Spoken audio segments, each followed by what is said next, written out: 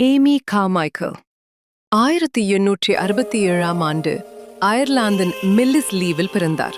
சிறு வயதிலிருந்தே ஆழ்ந்த கிறிஸ்தவ நம்பிக்கையும் பிறருக்கு சேவை செய்ய வேண்டும் என்ற எண்ணமும் அவருடைய வாழ்க்கையை வழிநடத்தியது. இளமையில் அவர் இந்தியாவை பற்றி கேள்விப்பட்ட போது அங்கு துன்புறும் மக்களுக்காக தன் வாழ்க்கையை அர்ப்பணிக்க வேண்டும் என்ற அழைப்பு அவருடைய உள்ளத்தில் எழுந்தது. 1895ஆம் ஆண்டு ஏமி கார்மைக்கல் இந்தியாவுக்கு வந்தார்.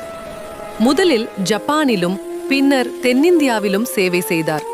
தமிழ் மொழியை கற்றுக்கொண்டு இந்திய கலாச்சாரத்தை மதித்து வாழ்ந்தார்.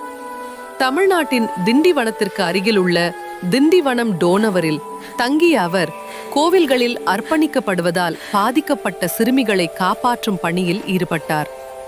1901ஆம் ஆண்டு டோனவர் ஃபெல்லோஷிப் என்ற இல்லத்தை நிறுவி நூற்றுக்கணக்கான குழந்தைகளுக்கு பாதுகாப்பும் கல்வியும் அன்பும் வழங்கினார். ஏமி கார்மைக்கல் தனது வாழ்நாள் முழுவதும் திருமணம் செய்யாமல் இந்திய குழந்தைகளையே தன் குடும்பமாக கருதினார். 55 ஆண்டுகளுக்கும் மேலாக இந்தியாவில் சேவை செய்த அவர் பல ஆன்மீக நூல்களையும் பாடல்களையும் எழுதியுள்ளார்.